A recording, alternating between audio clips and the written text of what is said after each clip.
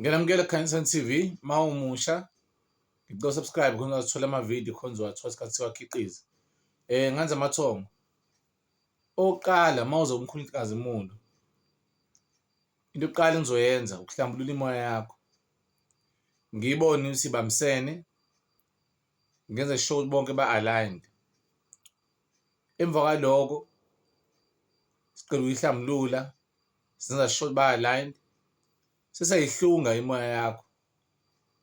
Maqeda ukuyihlunga siyabheka ukuthi imuphi umoya ophethe oze ngokusebenza uma uzosebenza noma kuyiwona ocontrol impilo yakho because bangaveza babe u5 kodwa uthi oyedwa kuphela ocontrol impilo yakho. Engifuna ukutshela kona makwenza kumina into yokuqala izokwenzeka kuzovuleka inhlanhla ngoba leli thongo lami lomndawo engiliphethe liyathanda ukwenza lokho ukuvusa inhlanhla nempumelelo phezulu kwesimo sempilo yomuntu. Okay, kuzokhanya kuqala into uzokwenzeka, then mase kuqala kukhanya iphutha liba la ahoxe umuntu ngoba sikuyakhanya mhlawumbe sethola imali use-right siyaphumelela noma imimoya samhlupha use-right emphakathini nasewumuntu phakathi kwabantu. Imoya yakhe azange sayihlunga. Ekuyihlungeni imoya kunokhambo lokwenza lokho ngoba ukhona umuthi kuthiwa ihlunga moya kodwa usimisa wodwa khona elinye idlozi noma amadlozi acasukayo dubu nomphela ungafanele ulumixe kahle.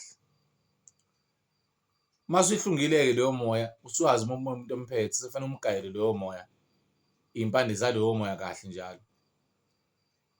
Mawukabaluzi bhekaphi ukuthi uhlanganaphi emgedeni, uye emanzini, uyolwandle, imaphi amanzi ngasiphi isikhathi, uyezibeni kwenzakalani. Engifuna nik-understand ngeke idlozi lakho liqale ukutshela iy'ndaba zabantu physically. Ngamanye amazwi ngeke uqale ukubezwa physically la emadlebeni noma ungabezwa kodwa ngeke uba-understand masinya. Futhi ngeke ubone physically ngeke futhi ubabone physically izinkinga zabo, ngeke uzibone iy'nkinga zabantu ngamehlo physically masinya. Ngobani? Idlozi lakho uma lingakukhombisi lona ukuthi lafa kanjani, lingakukhombisi ukuthi lashona kanjani, lizokukhombisa kanjani inkinga zomunye umuntu. Into yokuqala la uzobona khona ukuthi sebezoqala basebenze abantu abadala baqale bakhulume wena in the physical. Ngiyabona ibonakaliso uma ulele. Akufanele uze bakhulume kuwena ngokwazi kwami noma la ngadlula khona mina bengakhombisi ubafi kanjani. Wonke lamathwasa afela emanzini, nezangoma ey'fela emanzini, nenyanga ey'fela emanzini, kade zithi ziyathwasa zakini zafa zafela endleleni. Nalo muntu okembethe washona endleleni wabulawa inyoka emanzini. Yindaba engakuvezeli konke lokho uma sibe ready ukusebenza. Abakuvezele phela ukuthi ngathi ngiyahamba ngemfuleni ngagwiliza ngafa, noma khona ugogo la owathi wahamba ngamanzi. Sonke sinazo iy'dalwa ezashona emanzini. Zikulo mkhakha lo esikuwona nje basigqoke lezi zembatho. Abakuvezeli ngaleso sidalwa bakuchaze silimele azange silungiselele singubani, kodwa nisudinwe ukuthi abakutsheli iy'ndaba zabantu. Mawulapha la izinto zomoya uxhamazeli ngoba idlozi elaziyo ukuthi nomsebenzi izokunika nini. Kwangeke lasoze belisuke likunika umsebenzi okubona noma ukuzwa same time lingakukhombisi ukuthi wena lafa kanjani noma abantu bakini abasemzimbeni wakho baphelela kanjani. Kodwa kuyenzeka ukuthi lifuna ukudonsela abantu isikhathi singakafiki, ubona bathi ngicela ungisize abantu kodwa wena awukahloli. Uma kunjalo wenzenjani? Sokhuluma kwenye ividiyo lo. Manje ngifuna ukwazi ukuthi uma unesithunywa-ke, nina nganze isithunywa, ngisho umuntu onesithunywa kuphela, hhayi isithunywa nedlozi, ubekwa yini olwandle? Ngoba khona lokhu khubazeka ngihlale ngikubona uma ngiyolwandle. Ubekwa yini olwandle uma unesithunywa kuphela ungenalo idlozi lizosebenza? Ngoba umoya ingcwele ngazi mina ukuthi abantu abanesithunywa njengoJesu wanyathela phezu kwamanzi. uJona babe bemphonsa esikebheni, bemkhipha esikebheni bemphonsa olwandle, umkhomba noma nithi whale yamgwinya, yamkhwifela ngaphandle. uMoses ejaha uFaro befuna ukumbulala esime phambi kolwandle, wathi uNkulunkulu uphetheni esandleni sakho? Wathi khomba leyo nduku yakho lapha elwandle, kwavuleka amanzi, bakwazi ukunqamuka amanzi olwandle. Ngamanye amazwi, umuntu onomoya engcwele akafuneki phakathi emanzini olwandle. Ngobani? Ngoba leyo yiproof ekhombisayo ukuthi abantu ade benomoya engcwele phambili abasondeli olwandle.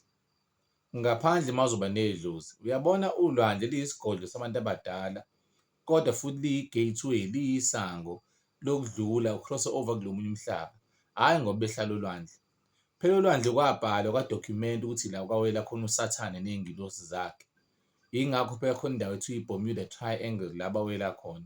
Akufanele sihlonize iqiniso. Ikhona imoya emibi lapho, nabantu abaphila ey'kebheni abafela khona. Yingakho umuntu methi wozozibika olwandle, uhambe wedwa uyozibika uma ufuna ukusiza imoya yakho, uzibika kubani? Ngoba phela khona imoya emibi lapho eyosibongo fana ezofuna ukuza kuwena eyafela emanzini.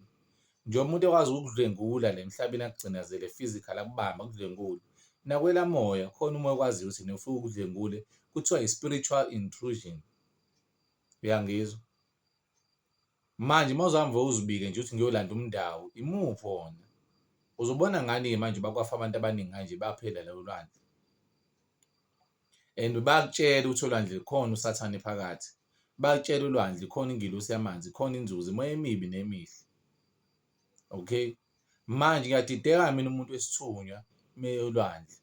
Ngoba phela isithunywa sisemfuleni, sezibeni, nasempophomeni, nasentabeni, even nasenhlathini, nasehlathini.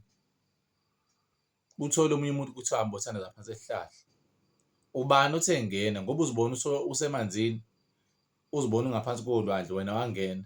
Idlozi lakuleli khambise lapho ngokamoya, ungalibona ukuthi nekuyingozi ukuthi uhambe wena physically ngoba uzohabula imoya engekho right. Ngiyaphinda ngayethongo. Idlozi lakho ngeke likhombise iy'nkinga zabantu, kungakhombisi, fanele lifike kuwena lithi mntanami mina ngafa kanje, ngilungiselele la. Bakhombisa amabhayi, bakhombisa yonke into. Yindaba engakhombisa iy'dumbu zamathwasa asekhaya, aphela empophomeni, aphela emanzini, ashawa yinyoka, bezibeni bafa, ababulawa yinhlwathi. Abakukhombisi ngani lokho? Awulibuzi ngani ithongo lakho ukuthi kwenzekani? Ningisendaweni ezijulile, engazi kahle ngiyabona ey'ndabeni nasemaphepheni ukuthi ayafa amathwasa, bayafa ogobela. Abasekhaya kule mndeni yakomalume, ikababa, ikama, komalume kababa. Ngempela abantu abadala akasekho owaphela emanzini ngaleyo ndlela. Ngoba isikhathi esiningi uma unedlozi lizosebenza, abaningi bafela emanzini. Mina okungithusayo-ke ngami, abalaleli amavidiyo yami nabaqaphelayo, ithongo noma zithi umkhulu wami, ngathi wathi efika kumina noma ngathi mina ngifika kuyena, wangibingelela. No, azange angibingelele, wathi mkhulu usuphinde wabuya. Ngadideka ukuthi ithongo indaba lingibize umkhulu. Wathi ngithi mkhulu usuphinde wabuya. Ngamina kuyena nginike kwami, azange ngimbingelele. Abafuni ngikhuluma le ndaba. Wathi nginike 15 minutes. Uyabona nje bethi ne usuphinde wabuya. Kukhona abantu la abaphilayo emhlabeni, njalo bafeyila kwisigaba esisodwa, ashone umuntu aphinde futhi azalwe, aphinde ahambe lolu hambo, ashone futhi engaqedile, aphinde azalwe. Ngoba ngangidideka ukuthi yindaba nithi sengiphinde ngabuya. Ngibonakaliswa ngosuku la bezoqala bakhulume khona in the physical, ngibezwa emadlebeni, into yokuqala bangitshela ukuba babulawa yini, bashona kanjani, yabathatha kanjani inyoka yamanzi, kufanele ngibalungisele kanjani.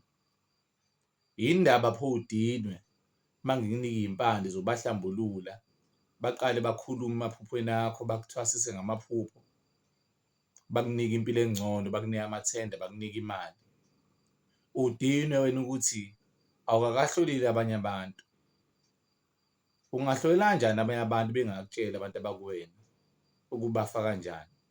Ngoba isikhathi esiningi uma ungakwazi lokho, maningi amathuba ukuthi uzohamba ngendlela abahamba ngayo. Makhosi amakhulu.